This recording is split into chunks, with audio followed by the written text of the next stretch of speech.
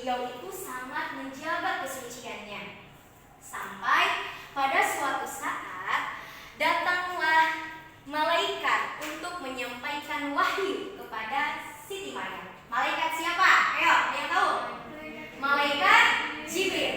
Ya, malaikat Jibril datang kepada Siti Maryam menyampaikan wahyu dari Allah Subhanahu wa taala, bahwasanya memberikan tahu Siti Maryam akan mempunyai seorang anak. Tentu saja Siti Maryam pun tidak percaya, tidak mungkin. Karena apa? Karena saya belum menikah pada saat itu kan ya. Nah, setelah berbincang-bincang, malaikat Jibril menyampaikan wahyu kepada Siti Maryam. Akhirnya setelah itu Siti Maryam pun hamil. Ya, Siti Maryam hamil. Namun, segera saja Siti Maryam akhirnya meninggalkan kampung halamannya. Kenapa kok Siti Maryam meninggalkan kampung halamannya?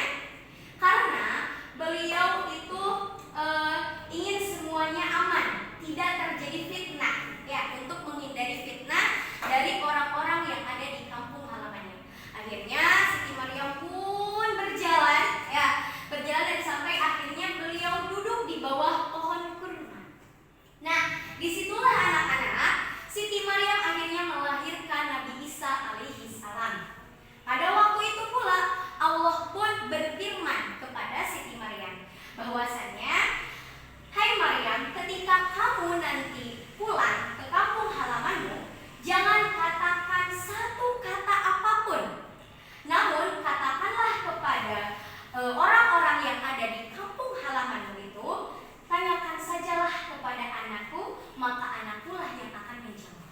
Seperti itu yang diperintahkan oleh Allah Subhanahu wa taala. Akhirnya setelah itu Siti Maryam pun bergegas pulang, pergi ke kampung halamannya. Betul saja anak-anak ya, orang-orang yang ada di kampungnya itu akhirnya menggunjingnya, sinis. Masa iya sih dia kok tiba-tiba melahirkan tanpa seorang suami? Gitu. Akhirnya mereka berkata, hai Maryam, aku sangat mengenal dirimu. Aku juga sangat mengenal ibu bapamu. Kamu tergolong anak yang solihah, ya, wanita yang selalu menjaga kesucianmu. Tapi kenapa kok kamu bisa melahirkan anak tanpa seorang suami? Anak siapa itu? Gitu. Namun sesuai dengan perintah Allah Subhanahu wa taala, ya, Siti Maryam hanya menjawab, tanyakanlah saja kepada anakku, maka anakkulah yang akan menjawab. Pada waktu itu mereka pun akhirnya kaget. Masa iya sih, nggak percaya dong. Masa anak yang baru lahir masih merah bisa menjawab pertanyaan kami? Kata orang-orang di kampung halamannya. Namun pada saat itu tiba-tiba Nabi Isa alaihi salam pun menjawab, sesungguhnya aku adalah hamba Allah Subhanahu wa taala. Dia memberikanku Alkitab dan menjadikan aku seorang nabi. Dan aku diberkati untuk selamat dimanapun dan kapanpun. Dan aku diperintahkan untuk selalu menunaikan sholat dan menunaikan zakat selama aku hidup. Dan aku diperintahkan untuk selalu berbakti kepada ibuku dan tidak termasuk orang-orang yang sombong dan jahat. Itulah yang dikatakan oleh Nabi Isa alaihissalam pada waktu itu. Sontak mereka kaget, ya, orang-orang yang ada di kampung halamannya pun kaget. Masa ini benar gitu ya, bayi yang baru lahir masih merah kok bisa berbicara gitu. Namun atas izin Allah mereka pun akhirnya percaya bahwasannya yang diucapkan oleh Nabi Isa, kemudian Nabi Isa yang bisa berbicara itu adalah sebuah mukjizat yang Allah berikan kepada Nabi Isa. Dan mereka menerima kembali akhirnya Siti Maryam untuk tinggal di kampung halamannya. Nah, itu adalah sebuah kisah, ya, lahirnya Nabi Isa alaihissalam. Namun anak-anak, AATP halo? Hai. Masih fokus? Nah, lanjut ya. Jadi bukan hanya bisa berbicara waktu kecil saja, ya, masih banyak sekali mukjizat-mukjizat dari Nabi Isa alaihi salam. Yang selanjutnya adalah Nabi Isa itu dapat menghidupkan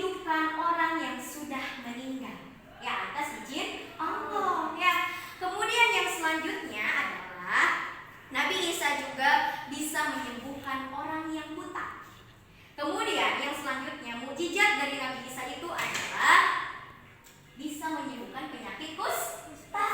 Apa sih Bu penyakit kusta? Penyakit kusta itu adalah penyakit kulit. Ya. Yang terakhir adalah mukjizat dari Nabi Isa, yaitu dapat membuat burung ya dari tanah. Ya, atas izin Allah juga ya. Mukjizat yang Allah berikan itu kepada Nabi Isa dapat membuat burung dari tanah. Dia membentuk tanah liat seperti burung, akhirnya tiba-tiba dia meniupkan ya, gitu. Akhirnya tiba-tiba masuk ruh, akhirnya terbang burungnya. Dari situlah banyak juga orang-orang yang tadinya tidak masuk Islam akhirnya masuk Islam. Masya Allah ya. Banyak sekali mukjizat-mukjizat yang dimiliki Nabi Isa alaihissalam.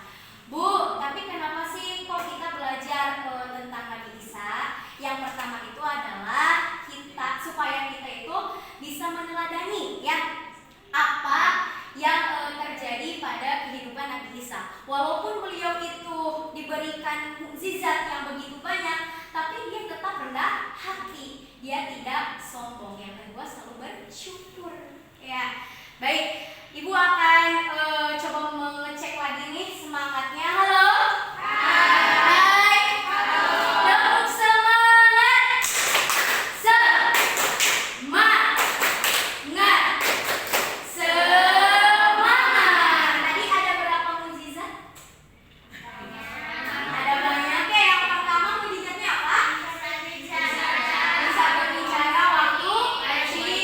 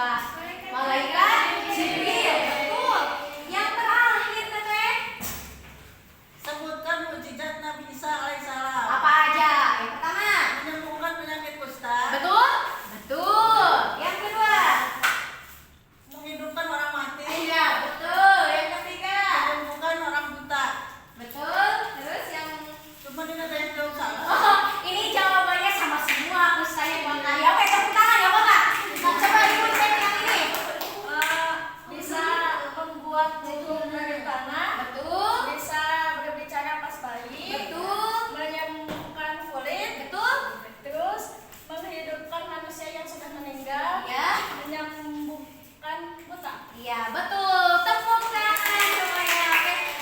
Boleh Teh Susi dan Teh Ani kembali ke tempat duduk. Oke. 100 ya. Yang ini 90. Oke. Tepuk tangan. Gak apa-apa ya semuanya.